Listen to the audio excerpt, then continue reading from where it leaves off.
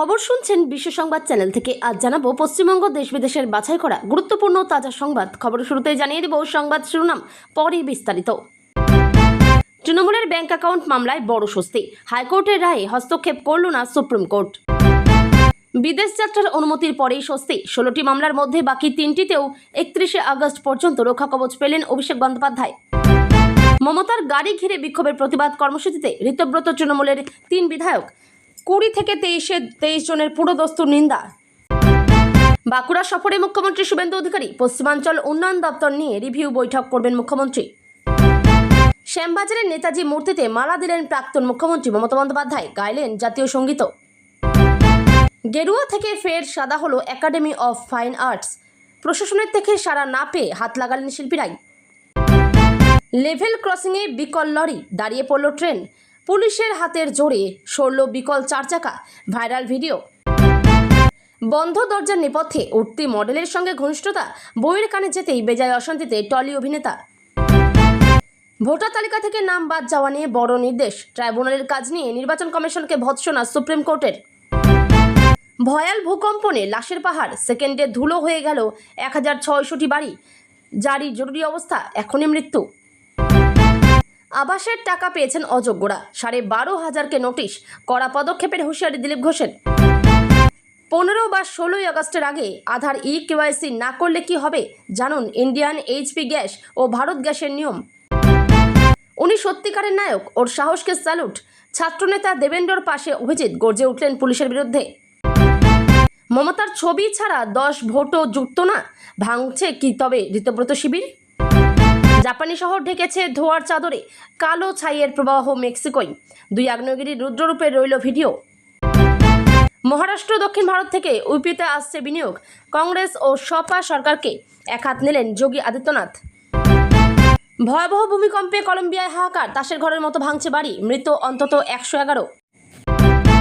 Nuclear missile ছুড়ে গ্রহাণু গুড়িয়ে দেওয়ার ভাবনা, পৃথিবীকে রক্ষা করতে এছাড়া উপায় নেই বলছেন বিজ্ঞানীরা। চাঁদের বুকে পরমাণু বিস্ফোরণ ঘটাতে চেয়েছিল আমেরিকা, লক্ষ্য ছিল সোভিয়েত ইউনিয়নকে ভয় দেখানো। প্রজেক্ট A119 বাতিল হলো কেন? কলকাতার স্কুলে অসুস্থ 24 ছাত্রী, ফুড পয়জনিং নাকি অন্য রহস্য? মসজিদের মাইক থেকে সেন্সাসের লড়াই, শর্ত সাপেক্ষে সিদ্দিকুল্লার মেগা প্রতিবাদ। SIR প্রক্রিয়ায় নাম বাদ যাওয়াদের বিষয়ে কমিশনকে তথ্য প্রদানের নির্দেশ সুপ্রিম কোর্টের। এলাকায় ঢুকতেই প্রবল বিক্ষোভ, রাতেই ফিরতে হলো NCPI এর জগদীশ বাসুনিয়া ও রিত শিবিরের সঙ্গীতাকে। সিন্ডিকেট করলে চামড়া তুলে নেব, পরিবর্তনের বাংলায় কড়া হুঁশিয়ারি দাবাং পুলিশের। রাঁচিতে বিধানসভা অভিযানে আন্দোলনকারীদের উপর লাঠিচার্জ, প্রতিবাদে রাজ্যে 12 ঘন্টার বন্ধ পালন বিজেপির। অ্যাকাউন্টে ঢোকেনি টাকা, অগাস্টেই কি মিলবে অন্নপূর্ণা যোজনার 3000 টাকা? মুখ্যমন্ত্রীর বিরাট ঘোষণায় কাঁপল রাজ্য। এতক্ষণ শুনছিলেন সংবাদ শিরোনাম, এখন আসছি বিস্তারিত খবরে। তৃণমূলের ব্যাংক অ্যাকাউন্ট ফ্রিজ মামলায় কলকাতা হাইকোর্টের নির্দেশে হস্তক্ষেপ করল না সুপ্রিম কোর্ট। ফলে কালীঘাট তৃণমূল দৈনন্দিন খরচ চালানোর জন্য ব্যাংক অ্যাকাউন্ট থেকে টাকা তুলতে পারবে, তবে প্রতিটি খরচের হিসাব কলকাতা হাইকোর্ট নিযুক্ত স্পেশাল অফিসারকে জানাতে হবে। ঋতব্রতপন্থী তৃণমূলের আপত্তিও খারিজ করে দিয়েছে শীর্ষ আদালত। মঙ্গলবার বিচারপতি MM সুন্দরেশ এবং বিচারপতি প্রসন্ন B ভাড়ালের বেঞ্চে মামলাটির শুনানি হয়। সেখানে কলকাতা হাইকোর্টের 9 জুলাইয়ের নির্দেশ বহাল রাখে সুপ্রিম কোর্ট। শীর্ষ আদালতের পর্যবেক্ষণ, হাইকোর্ট একটি ভারসাম্যপূর্ণ নির্দেশ দিয়েছে, ফলে সেই নির্দেশে এখনই হস্তক্ষেপের প্রয়োজন নেই। আদালত স্পষ্ট করে দিয়েছে, কালীঘাট তৃণমূল দৈনন্দিন সাংগঠনিক খরচের জন্য প্রয়োজনীয় অর্থ তুলতে পারবে, তবে সেই লেনদেনের উপর নজরদারি থাকবে। হাইকোর্ট নিযুক্ত স্পেশাল অফিসারের কাছে প্রতিটি খরচের বিবরণ জমা দিতে হবে এবং প্রয়োজনীয় ক্ষেত্রে তিনি সিদ্ধান্ত নেবেন। অন্যদিকে ঋতব্রতপন্থী তৃণমূলের তরফে এই সুবিধার বিরোধিতা করা হয়। তাদের আইনজীবীর যুক্তি ছিল, এখনও পর্যন্ত আসল তৃণমূল কারা তা স্পষ্ট নয়, এই বিষয়ে নির্বাচন কমিশনের সিদ্ধান্ত এখনও বাকি। ফলে এই অবস্থায় কোনো একটি গোষ্ঠীকে ব্যাংক অ্যাকাউন্ট ব্যবহারের অনুমতি দেওয়া উচিত নয় বলে দাবি করা হয়। ঋতব্রত শিবির আরও প্রশ্ন তোলে, দৈনন্দিন খরচের জন্য কেন 3টি ব্যাংক অ্যাকাউন্ট ব্যবহারের প্রয়োজন হচ্ছে? তাদের দাবি, একটি অ্যাকাউন্ট দিয়েই যদি প্রয়োজনীয় খরচ মেটানো যায়, তাহলে একাধিক অ্যাকাউন্টের অ্যাক্সেস কেন চাওয়া হচ্ছে তা স্পষ্ট করা উচিত। এছাড়াও ওই শিবিরের তরফে দাবি করা হয়, কোন অ্যাকাউন্টে কত টাকা রয়েছে, মোট কতগুলি অ্যাকাউন্ট আছে এবং নির্বাচনের পর সেখানে কী পরিমাণ অর্থ জমা পড়েছে, এইসব তথ্য আদালতের সামনে আনা দরকার। তাদের অভিযোগ, নির্বাচনের পর মাত্র 20 দিনের মধ্যে প্রায় 360 কোটি টাকা জমা পড়েছে। সেই কারণে অ্যাকাউন্ট ব্যবহারে সতর্কতা প্রয়োজন বলে যুক্তি দেওয়া হয়। একটি বিমান সংস্থাকে টাকা দেওয়ার জন্য লেনদেনের অনুমতি চাওয়া হচ্ছে বলেও আদালতে আপত্তি জানানো হয়। ওই সংস্থার বিরুদ্ধে দুর্নীতির অভিযোগ রয়েছে এমন দাবিও করা হয় ঋতব্রত শিবিরের পক্ষ থেকে। তবে এই সব যুক্তি সত্ত্বেও সুপ্রিম কোর্ট কলকাতা হাইকোর্টের নির্দেশে হস্তক্ষেপ করেনি। এর আগে Kolkata high court bank account freeze মামলায় অবসরপ্রাপ্ত বিচারপতি সুব্রত তালুকদারকে স্পেশাল অফিসার হিসেবে নিয়োগ করে। তার নজরদারিতে কালীঘাট তৃণমূলকে প্রয়োজনীয় অর্থ তোলার অনুমতি দেওয়া হয়েছিল।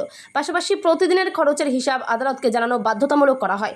সেই নির্দেশের বিরুদ্ধেই সুপ্রিম কোর্টে মামলা করায় একাধিক দফা শুনানির পর মঙ্গলবার শীর্ষ আদালত জানিয়ে দিল, আপাতত কলকাতা হাইকোর্টের নির্দেশই বহাল থাকবে।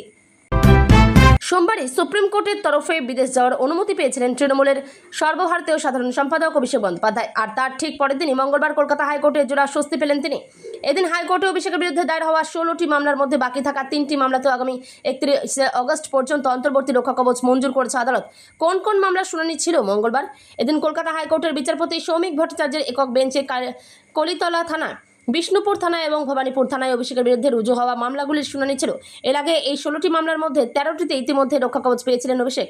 বাকি থাকা শেষ 3টি মামলার জন্য এদিন তার আইনজীবীরা আদালতের দ্বারস্থ হন। আদালতের সওয়াল জবাব ও আইনজীবীদের যুক্তি। এদিন মামলার শুনানিতে রাজ্যের পক্ষে অতিরিক্ত সলিসিটর জেনারেল এস.ভি. রাজু রক্ষা কবচের তীব্র বিরোধিতা করে জানান, এই আবেদনের কোনো গ্রহণযোগ্যতা নেই এবং অন্তর্বর্তী কোনো নির্দেশ না দিয়ে অভিষেকের সরাসরি আগাম জামিনের আবেদন করা উচিত ছিল। তার অভিযোগ, অভিষেকের বিরুদ্ধে অবৈধ খনন থেকে প্রাপ্ত আর্থিক দুর্নীতির মতো গুরুতর অভিযোগ রয়েছে। অন্যদিকে অভিষেককে গ্রেপ্তার করে জেলের ভেতর রেখে জিজ্ঞাসাবাদের দাবি তোলেন মামলাকারীর আইনজীবী জয়ন্ত নারায়ণ। তিনি যুক্তি দেন, বিষ্ণুপুর বিধানসভা কেন্দ্রে 7 লক্ষ ভোটে জেতার কথা হলেও সেখানে আদতে অত ভোটারই নেই। তিনি দাবি করেন, অভিষেক এতটাই প্রভাবশালী যে তাকে জেলে রেখে জেরা করা না হলে কেউ অভিযোগ করতে সাহস পাবেন না এবং অভিযোগ তুলে নেওয়ার জন্য চাপ সৃষ্টি করা হচ্ছে।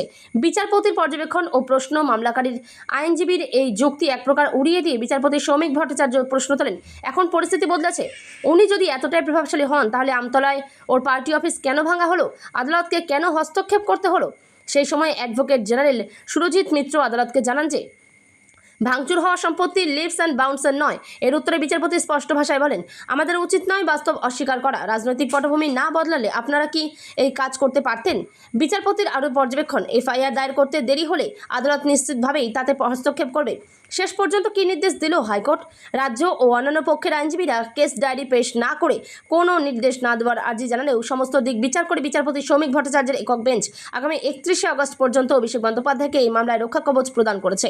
ফলে বিদেশ যাত্রার অনুমতির পাশাপাশি আইনি লড়াইয়েও বড় স্বস্তি পেলেন তৃণমূল সাংসদ। মমতা বন্দ্যোপাধ্যায়ের গাড়ি ঘিরে বিক্ষোভের প্রতিবাদে সোমবার বিধানসভা চত্বরে বিক্ষোভ দেখালো কালীঘাট তৃণমূল শিবির। অত্যন্ত তাৎপর্যপূর্ণভাবে কালীঘাট তৃণমূলের এই কর্মসূচিতে দেখা গেল ঋতব্রত তৃণমূলের 3 বিধায়ককে। কুণাল ঘোষ বলছেন, 20 থেকে 23 জন বিধায়ক তাদের সঙ্গে যোগাযোগ করছেন। তবে ঋতব্রত বন্দ্যোপাধ্যায়ের বক্তব্য, তার সঙ্গে আছেন 65 জন বিধায়ক। বিক্ষোভ, হামলা, জুতো থেকে কাদা, প্রাক্তন মুখ্যমন্ত্রীর গাড়ি ঘিরে এই ছবি তোলপাড় ফেলেছে রাজ্য রাজনীতিতে। শুরু হয়েছে কথা লড়াই। মমতা বন্দ্যোপাধ্যায়ের গাড়ি ঘিরে বিক্ষোভের প্রতিবাদে সোমবার বিধানসভা চত্বরে বিক্ষোভ দেখায় কালীঘাট তৃণমূল শিবির। সেখানে স্লোগান ওঠে, মমতা ব্যানার্জির উপর আক্রমণ হলো কেন? বিজেপি জবাব দাও, জবাব চাই, জবাব দাও। অত্যন্ত তাৎপর্যপূর্ণভাবে কালীঘাট তৃণমূলের এই বিক্ষোভে দেখা যায় ঋতব্রত তৃণমূলের 3 বিধায়ককে। তারা হলেন বসিরহাট উত্তরের বিধায়ক তৌসিফুর রহমান, বারুইপুর পূর্বের বিধায়ক বিভাস সর্দার ও গার্ডেন রিচের বিধায়ক আব্দুল খালেক মোল্লা। এ প্রসঙ্গে এবিপি আনন্দর তরফে তাকে প্রশ্ন করা হয়, আজকে হঠাৎ আপনাকে অন্য শিবিরে দেখা গেল কেন? উত্তরে তৌসিফুর রহমান বলেন, আমি দিদির সঙ্গেই আছি। এটা কোন দল আমি জানি না। আমি বসিরহাট উত্তর জিতেছি, আমি 500 ভোট পাবো না ওখান থেকে। ইঙ্গিতপূর্ণ মন্তব্য করেছেন ঋতব্রত শিবিরের আরও 2 বিধায়কও। বিভাস সর্দার বলেন, আমার মনে হয় তৃণমূল কংগ্রেসের যে 80 জন বিধায়ক আমরা আছি, আমার ব্যক্তিগত মতামত, সবাইয়ের নিন্দা প্রতিবাদ করা উচিত। অন্যদিকে আব্দুল খালেক মোল্লা বলেন, আমি বর্তমানে ঋতব্রত পন্থী, কিন্তু মমতা ব্যানার্জির উপর আক্রমণের প্রতিবাদে এই কর্মসূচিতে আমি যোগদান করেছি। 3 বিধায়কের এই অবস্থান কি আগামী দিনে ঋতব্রত তৃণমূলের অস্বস্তি আরও বাড়াতে পারে, কমতে পারে তাদের বিধায়ক সংখ্যা? এ প্রসঙ্গে ঋতব্রত বন্দ্যোপাধ্যায় বলেন, আমি আবারও বলছি, নম্বরটা হচ্ছে 65। যদি প্রয়োজন হয়, যদি মনে হয় মাননীয় স্পিকার যখন ডাকবেন সশরীরে 65 জন উপস্থিত হয়ে যাবে। আজ মঙ্গলবার বাঁকুড়া সফরে মুখ্যমন্ত্রী শুভেন্দু অধিকারী মূলত পশ্চিমাঞ্চল উন্নয়ন পর্ষদের অধীনে থাকা 7টি জেলার আধিকারিকদের সঙ্গে উন্নয়ন সংক্রান্ত বৈঠকে যোগ দিতে বাঁকুড়া যাচ্ছেন মুখ্যমন্ত্রী। যোগ দেওয়ার কথা রয়েছে বাঁকুড়ার বিধায়ক নীলাদ্রি শেখর দানার পরিবারের একটি অনুষ্ঠানেও। বাঁকুড়া, পুরুলিয়া, ঝাড়গ্রাম, বীরভূম সহ 7 জেলার মূলত গ্রামীণ এলাকায় বিভিন্ন উন্নয়নমূলক কাজ করে পশ্চিমাঞ্চল উন্নয়ন পর্ষদ। অভিযোগ, বিগত সরকারের শেষ 3 বছর ওই পর্ষদের জন্য সেভাবে অর্থ বরাদ্দ করেনি রাজ্য। ফলে ওই পর্ষদের যাবতীয় উন্নয়নমূলক কাজ থমকে ছিল। রাজ্যে পালাবদলের পর প্রথম বাজেটে এই পর্ষদের জন্য অর্থ বরাদ্দ করে শুভেন্দু সরকার। আজ মঙ্গলবার বৈঠকে উন্নয়নের রূপরেখা নিয়ে আলোচনা হবে বলে জানা গিয়েছে। পশ্চিমাঞ্চল উন্নয়ন দপ্তর নিয়ে রিভিউ বৈঠক রয়েছে। বৈঠকে আজ মঙ্গলবার পশ্চিমাঞ্চল উন্নয়ন দপ্তরের হেডকোয়ার্টারেই থাকবেন মুখ্যমন্ত্রী শুভেন্দু অধিকারী। এই দপ্তরের অধীনে থাকা ৭৪টি ব্লকের ব্লক ডেভেলপমেন্ট অফিসার, 7টি জেলার জেলাশাসক, 46 জন বিধায়ককে এই বৈঠকে আমন্ত্রণ জানানো হয়েছে। পশ্চিমাঞ্চল উন্নয়ন দপ্তর নিজের হাতে রেখেছেন মুখ্যমন্ত্রী শুভেন্দু অধিকারী। এবারে রাজ্য বাজেটে পশ্চিমাঞ্চল উন্নয়ন দপ্তরের জন্য ১,৬০০ কোটি টাকারও বেশি টাকা বরাদ্দ করা হয়েছে। রাজ্য বাজেটে বরাদ্দ হওয়া টাকা ৭৪টি ব্লকে কীভাবে খরচ করা হবে তা নিয়ে বৈঠক করবেন মুখ্যমন্ত্রী শুভেন্দু অধিকারী। ইতিমধ্যেই ব্লকগুলিকে ২.৫ কোটি টাকা করে বরাদ্দ করার চিঠি দেওয়া হয়েছে রাজ্যের পক্ষ থেকে। বাঁকুড়া জেলা পরিষদ ভবনে এই বৈঠক আজ মঙ্গলবার দুপুর ১টার পর শুরু করবেন মুখ্যমন্ত্রী। পশ্চিম মেদিনীপুরের কেশপুর থেকে হেলিকপ্টারে করে সরাসরি বাঁকুড়া পৌঁছবেন মুখ্যমন্ত্রী। বৈঠক শেষ করে বাঁকুড়া থেকে হেলিকপ্টারে করে অন্ডাল বিমানবন্দর ও তারপর অন্ডাল বিমানবন্দর থেকে বিশেষ বিমানে কলকাতা বিমানবন্দর পৌঁছবেন মুখ্যমন্ত্রী। শ্যামবাজারে মমতা বন্দ্যোপাধ্যায়, সেখানে নেতাজির মূর্তিতে মাল্যদান করবেন তিনি। কালীঘাট তৃণমূলের তরফে অভিযোগ, নেতাজি সুভাষচন্দ্র বসুকে অপমান করছে বিজেপি, আর তার প্রতিবাদে নেতাজির মূর্তিতে মালা দিলেন রাজ্যের প্রাক্তন মুখ্যমন্ত্রী। সেখানে মমতা বন্দ্যোপাধ্যায় ছাড়াও রয়েছেন কালীঘাট তৃণমূলের সাংসদ দোলা সেন ও কল্যাণ বন্দ্যোপাধ্যায়, রয়েছেন বেলেঘাটার বিধায়ক কুণাল ঘোষও। মমতা বন্দ্যোপাধ্যায় বলেন, আমরা ধিক্কার জানাই যারা রবীন্দ্রনাথ ঠাকুর, সুভাষচন্দ্র বসু বা স্বামী বিবেকানন্দকে প্রতিদিন প্রতি মুহূর্তে অপমান করে চলেছেন। তাই তাদের এই অসম্মানের বিরুদ্ধে প্রতিবাদ জানাতে নেতাজি সুভাষচন্দ্র বসুর গলায় মালা দিতে এখানে এসেছি। আজ 11ই আগস্ট শহীদ ক্ষুদিরাম বসুর জন্মদিন। তারপর জাতির উদ্দেশ্যে দেশাত্মবোধক গানে গলা মেলান ওখানে উপস্থিত সকল তৃণমূল নেতা নেত্রীরা। এরপর কথা বলতে গিয়ে মমতা বন্দ্যোপাধ্যায় গান্ধীবাদ, সুভাষবাদ, জিন্দাবাদ জিন্দাবাদ স্লোগান দেন। তারপর তিনি বলেন, নেতাজি সুভাষচন্দ্র বসুকে আমরা দেশনায়ক বলি, আর বিজেপির লোকজন সুভাষচন্দ্র বসুর নামে গালিগালাজ করছে, অসম্মান করছে। আমরা ধিক্কার জানাই। এই কারণেই সুভাষচন্দ্র বসুর মূর্তিকে আমরা প্রণাম করতে এসেছি। জয় হিন্দ স্লোগানও আমরা দিয়েছি। আমাদের যত মনীষী রয়েছেন তাদের জন্য আমরা লড়াই করব। তারাই আমাদের দেশের জন্য প্রাণ দিয়েছেন। নেতাজিকে অপমানের প্রতিবাদে শ্যামবাজারের কর্মসূচিতে মমতা বন্দ্যোপাধ্যায় ছাড়াও উপস্থিত ছিলেন দোলা সেন, কল্যাণ বন্দ্যোপাধ্যায়, কুণাল ঘোষ ও বৈশ্বনাথ চট্টোপাধ্যায় সহ কালীঘাট তৃণমূলের একাধিক নেতৃত্ব উপস্থিতি ছিলেন। সবশেষে জাতীয় সঙ্গীত গেয়ে এই অনুষ্ঠান শেষ করেন তিনি। পাল্টা পর্যটন মন্ত্রী শঙ্কর ঘোষ এই পরিপ্রেক্ষিতে বলেন, প্রাক্তন মুখ্যমন্ত্রী পুরো বাংলা ও বাঙালিকে রাস্তায় বসিয়ে তিনি যে সম্মান দিয়েছেন, আজ নতুন করে তিনি কি বলছেন সেটা শোনার জন্য বাংলা একেবারেই আগ্রহী নয়। ফলে নেতাজি সম্পর্কে তার উক্তি এই সময় চর্চার মধ্যে কোনো প্রাসঙ্গিকতা রাখে। পুরনো রঙে ফিরে পেল একাডেমি অফ ফাইন আর্টস। গেরুয়া রং পাল্টে সাদা রং করে দেওয়া হলো একাডেমি অফ ফাইন আর্টসের। পালা বদলের পর একাডেমি অফ ফাইন আর্টসের রং বদলের অভিযোগ ওঠে। গত 12ই জুলাই একাডেমি অফ ফাইন আর্টসের একাংশে গেরুয়া রং করে দেওয়া হয়। রং বদল নিয়ে আগেই শ্রমিক ভট্টাচার্যকে চিঠি দিয়েছিলেন নাট্য ব্যক্তিত্ব চন্দন সেন, বিভাস চক্রবর্তীরা। চিঠিতে সই করেছিলেন অরুণ মুখোপাধ্যায়, অশোক মুখোপাধ্যায়, মেঘনাথ ভট্টাচার্য। শেষ পর্যন্ত নাট্য ব্যক্তিত্বরাই পুরনো রং ফিরিয়ে আনলেন। রং করছেন নিজেরাই। রাজ্যে ক্ষমতার পালা বদলের পর রাতারাতি ভোল বদলে গিয়েছিল একাডেমি অফ ফাইন আর্টসের। মূল ফটকের পাশের টিকিট কাউন্টারের রং গেরুয়া করে দেওয়া হয়, পাশে লাগানো হয় ভারত মাতার ব্যানার। সেই নিয়ে নিন্দার ঝড় ওঠে শহর কলকাতায়। নাট্য ব্যক্তিত্ব থেকে রাজনীতিকদের একাংশ নিন্দায় সরব হয়েছিলেন। শাসক দল বিজেপির কয়েকজনও বিষয়টি নিয়ে মুখ খুলেছিলেন সেই সময়, কিন্তু তারপরও এতদিন রং বদলায়নি। শেষ পর্যন্ত মঙ্গলবার শিল্পী এবং নাট্য ব্যক্তিরাই রং বদলের কাজে হাত লাগালেন। গেরুয়া রং মুছে ফেলে পূর্ব অবস্থায় ফিরিয়ে আনছেন তারা। হেরিটেজ রং সাদা ফেরাচ্ছেন তারা। সংস্কৃতিপ্রেমী মানুষজন এদিন একাডেমি অফ ফাইন আর্টসে পৌঁছন। গেরুয়া থেকে সাদা রং করার কাজে হাত লাগান তারা। জানান, একাডেমি অফ ফাইন আর্টস শিল্পের প্রাঙ্গণ, তার গায়ে কোনো রাজনৈতিক রঙের ছোঁয়া লাগানো যাবে না, গৈরিকীকরণ চলবে না। তাই আগের সাদা রঙই ফিরিয়ে আনা হচ্ছে। এদিন বিকেলে দেখা যায় গেরুয়ার উপর সাদা রঙের প্রলেপ পড়ে গিয়েছে। সব গেরুয়া রঙের উপর সাদা রঙের প্রলেপ লাগানো হয়। একাডেমি অফ ফাইন আর্টসকে সাদা রং করার কাজে এদিন হাত লাগান শিল্পীরাও। শিল্পী রিয়া মুখোপাধ্যায় বলেন, রাজনীতিকরণ নিয়ে কি কোনো সন্দেহ আছে? এর আগে কত সরকার এসেছে, কত সরকার গিয়েছে, এখানে তো রং পড়েনি। তাহলে আজ কেন নিজেদের কেন হাত লাগাতে হলো তা নিয়ে রিয়া বলেন, আমরা সমস্ত রকমের চেষ্টা করেছি, যাদের জানানোর যে সমস্ত বিভাগে বলার কোনো সদুত্তর পাইনি সেখান থেকে, তাই আমরাই সাদা রং করে দিচ্ছি। এদিন রঙের কাজ চলাকালীন হেস্টিংস থানার পুলিশও পৌঁছে যায় ঘটনাস্থলে, যাতে বিশৃঙ্খলা তৈরি না হয়। শিল্পী থেকে বাম নেতৃত্বের একাংশ পরিষ্কার জানাচ্ছেন, শিল্প সংস্কৃতির জায়গায় রাজনৈতিক রং চলে না। ঘটনাস্থলে উপস্থিত বিকাশ রঞ্জন ভট্টাচার্য বলেন, হেরিটেজ প্রতিষ্ঠানে গেরুয়া রং করে দিলাম, এর সঙ্গে শিল্প সাংস্কৃতিক সভ্যতার কোনো সম্পর্ক নেই। নাট্য আন্দোলনের প্রবীণরা শ্রমিকবাবুর সঙ্গে দেখা করেছিলেন, 15 দিনের মধ্যে পুরনো রং ফিরিয়ে দেবেন বলেছিলেন উনি। 15 দিন পেরিয়ে যাওয়ার পরও দেননি।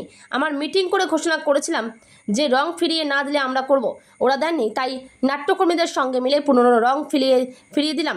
ঐতিহ্য এই বাড়ির সঙ্গে সাযুজ্য থাকা দরকার। দুম করে গেরুয়া করে দিলাম অসভ্যতা। রেললাইন ক্রসিংয়ের মাঝে কিছু আটকে পড়া খুবই মুশকিলের বিষয়। যে কোনো মুহূর্তে ঘটে যেতে পারে কোনো বড় দুর্ঘটনা, আরও নানা দিক থেকে সমস্যায় পড়তে হয়। মধ্যপ্রদেশের লেভেল ক্রসিংয়ের মাঝে খারাপ হয়ে গেল লরি, অন্যদিকে চলে এলো রেল, কিন্তু যান্ত্রিক গোলযোগের জন্য লরিকে আর চালু করা গেল না। রাস্তা পরিষ্কারে এগিয়ে এলো মধ্যপ্রদেশের পুলিশ বাহিনী। কিভাবে লরিকে সরালো তারা, সেই ভিডিও ছড়িয়ে পড়েছে সমাজ মাধ্যমের পাতায়। যদিও ভিডিওটির সত্যতা যাচাই করেনি আনন্দবাজার.com। সংবাদ মাধ্যমের প্রতিবেদন অনুসারে ঘটনাটি ঘটেছে মধ্যপ্রদেশের সাগরের লেভেল ক্রসিংয়ে। সেই সময় সৌভাগ্যক্রমে মধ্যপ্রদেশ পুলিশের কুইক রেসপন্স ফোর্স সেই অঞ্চল থেকে দামোহর পথে যাচ্ছিলেন। তখন তারা দেখেন যে লেভেল ক্রসিংয়ের মাঝে দাঁড়িয়ে রয়েছে লরি, অন্যদিকে দুদিকের সিগন্যালই সবুজ হয়ে রয়েছে, ট্রেনও দাঁড়িয়ে রয়েছে। কিউআরএফ দল তৎক্ষণাৎ পরিস্থিতি সামাল দেওয়ার চেষ্টায় লেগে পড়েন। তাদের তৎপরতায় বড় কোনো দুর্ঘটনা হওয়ার আগেই সব ঠিক হয়ে যায়। ভাইরাল সেই ভিডিওয় দেখা গিয়েছে লেভেল ক্রসিংয়ের মাঝে দাঁড়িয়ে রয়েছে পেল্লাই লরি, সেটির সামনে দাঁড়িয়ে রয়েছে জনদশেক পুলিশ সহ 3-4 জন সাধারণ মানুষ। সকলে মিলে লরিটিকে ঠেলছেন, কারণ লরিটি খারাপ হয়ে যাওয়ায় সিগন্যাল সবুজ থাকলেও ট্রেন এগোতে পারছে না। তাই সকলে মিলে লরিটিকে ধাক্কা মেরে লেভেল ক্রসিং থেকে সরানোর জন্য এগিয়ে এলেন। সকলে মিলে সেই অসাধ্য সাধনও করে ফেললেন। ছুটে গেল ট্রেন। লরির চালক এসে পুলিশের পায়ে লুটিয়ে পড়লেন। তারা না থাকলে যে কি হতো এই ভেবে আতঙ্ক প্রকাশ করলেন পৌর লরি চালক। সেই ভিডিও ছড়িয়ে পড়েছে সমাজ মাধ্যমের পাতায়। মধ্যপ্রদেশ পুলিশ তাদের এক্স হ্যান্ডেল এমপি পুলিশ ডিপ্ট থেকে ভিডিওটি পোস্ট করেছে। ভিডিওটি ভাইরাল হয়েছে। ইতিমধ্যে 91,000 বার ভিডিওটি দেখে ফেলা হয়েছে। প্রতিক্রিয়া ও মন্তব্যের ঝড় উঠেছে। পুলিশের তৎপরতার জয়গান গেয়েছে নেটা নাগরিকরা। বহু নেট নাগরিক সেই সময় ঘটনাস্থলে পুলিশ না পৌঁছলে কি হতে পারত তা ভেবে চিন্তিত হয়েছেন। গুঞ্জন, নিজের অফিসেই নাকি এক উঠতি মডেলের সঙ্গে ঘনিষ্ঠতা তৈরি হয় শিল্পীর। বিষয়টি নাকি সেখানেই থেমে থাকেনি, কোনোভাবে সেই খবর পৌঁছে গিয়েছে তার স্ত্রীর কাছেও। আর তারপরেই বদলে যায় পরিস্থিতি। তুমুল অশান্তি আলোচিত টলি যুগলের মধ্যে। নতুন প্রযোজনা সংস্থা, নতুন স্বপ্ন, নতুন অফিস, সবকিছুই যখন ছন্দে এগোচ্ছিল তখনই নাকি অফিসের একটি ঘর ঘিরে শুরু হলো কানাঘুষো। ইন্ডাস্ট্রির অন্দরমহলে এখন ফিসফাস। কাজের জায়গাতেই কি এমন কিছু ঘটে গেল যার আজ গিয়ে পৌঁছলো অভিনেতার সংসারে? গুঞ্জন, নিজের অফিসেই নাকি এক উঠতি মডেলের সঙ্গে ঘনিষ্ঠতা তৈরি হয় শিল্পীর। বিষয়টি নাকি সেখানে থেমে থাকেনি, কোনোভাবে সেই খবর ওঠে তার স্ত্রীর কানে। আর তারপরেই বদলে যায় পরিস্থিতি। যে সংসারে এতদিন বাইরে থেকে সব কিছু স্বাভাবিক বলেই মনে হতো, সেখানে নাকি শুরু হয় প্রবল অশান্তি। প্রশ্ন ওঠে বিশ্বাস নিয়ে, সম্পর্কের ভবিষ্যৎ নিয়েও। এমনকি ঘনিষ্ঠ মহলে কানাঘুষো সম্পর্কটি নাকি ভাঙনের একেবারে কিনারায় পৌঁছে গিয়েছে।